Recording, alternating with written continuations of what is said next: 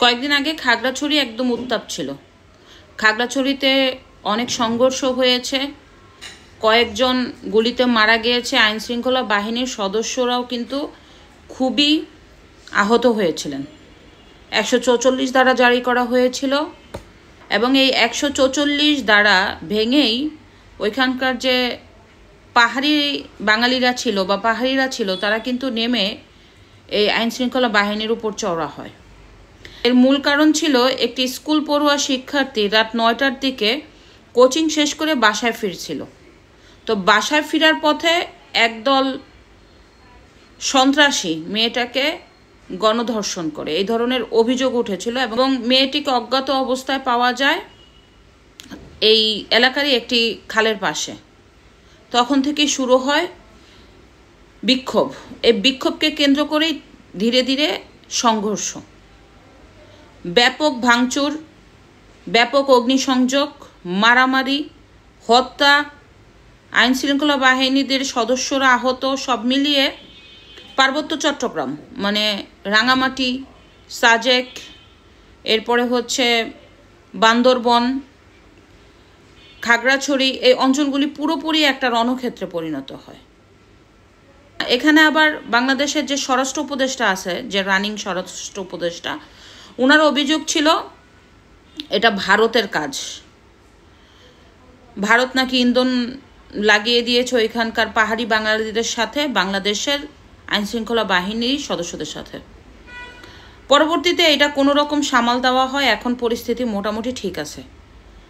তো মূল বিষয়টা হচ্ছে আপনার যেই মেয়েটিকে ধর্ষণের অভিযোগ উঠেছিল সেই মেয়েটির মেডিকেল টেস্ট পাওয়া গেছে মেয়েটি নাকি ধর্ষণই হয়নি। তো মেয়েটি যদি ধর্ষণ না হয় তাহলে কেন এত রণক্ষেত্র এত সংঘর্ষ? এই সংঘর্ষে বাংলাদেশের কিছু প্রাণ ঝরে গেল, আইনশৃঙ্খলা বাহিনীরা গুরুতর আহত হলো, অনেকগুলি দোকানপাট জ্বালিয়ে দেওয়া হলো, অনেকগুলি মানুষের কর্মের ব্যবস্থা নষ্ট হয়ে গেল। শেষ পর্যন্ত ধর্ষণই হয়নি মেডিকেল টেস্টে বলল। কিন্তু এদিকে আবার যে ধর্ষিতা মেয়েটার বাবা কান্নাকাটি করতেছে, তার দাবি আমার মেয়ে ন্যায্য বিচার পায় নাই। এটা পলিটিক্যাল ইস্যুর কারণে এই যে ধর্ষণের ব্যাপারটাকে ধামাচাপা দেওয়া হয়েছে। তো এরকমই একটা নিউজ আসছে আপনার বিবিসি নিউজ বাংলায়, আপনারা দেখে নিতে পারেন। বিবিসি কি লিখেছে আমরা একটু দেখি। খাগড়াছড়িতে মারমা কিশোরীর মেডিকেল রিপোর্ট নিয়ে ক্ষোভ, কান্না ছাড়া উপায় নেই বলছেন তার বাবা। কালকে ওসি সাহেব আয়শা, মানে তার বাবা বলছে, কালকে ওসি সাহেব আয়শা তোমাদের রিপোর্টটা তো নেগেটিভ বলল। তখন ওসি সাহেব বলল কোর্টে আপিল করো, উন্নত চিকিৎসা নিতে পারো, কিন্তু আমরা তো বিচার চাইতেছি। বিবিসি বাংলাকে বলেছিলেন খাগড়াছড়ির গুইমারার ধর্ষণের অভিযোগ তোলা স্কুল শিক্ষার্থীর বাবা।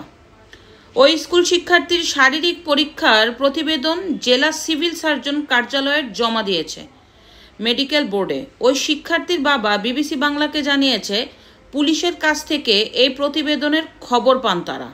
ধর্ষণের আলামত না পাওয়ার বিষয়টি পুলিশই তাদের জানিয়েছেন বলে তিনি দাবি করছে।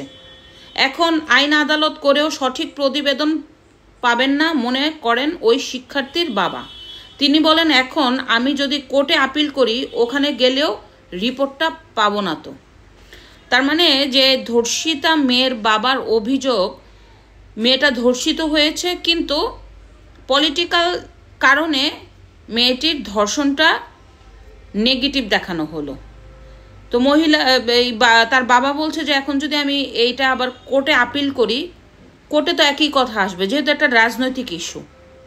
তো তার বাবা মোটামুটি কান্নাকাটি করছে। এখন যদি সত্যি ধর্ষিত হয়ে থাকে, ধর্ষকের বিচার হওয়া উচিত ছিল, সে যেই করুক।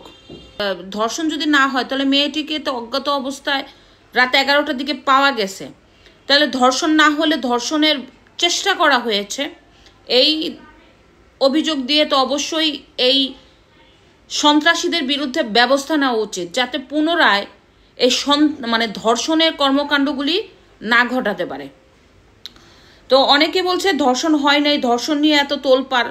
ধর্ষণকে কখনো ছোট করে দেখার সুযোগ নাই। বাংলাদেশে অহরহ ধর্ষণ হচ্ছে। ধর্ষণের পরিমাণ এই 24-এর গণ অভ্যুত্থানের পরে কিন্তু অনেক বেড়ে গেছে। সো ধর্ষণ হচ্ছে, ধর্ষণের একদম কঠিন শাস্তি হওয়া উচিত। তাহলে আর ধর্ষক ধর্ষণ করার সাহস পাবে না। রাজনৈতিক কারণে যদি ধর্ষক পার পেয়ে যায় তাহলে ধর্ষণ বাড়তেই থাকবে। এটাই বাস্তবতা। ধন্যবাদ।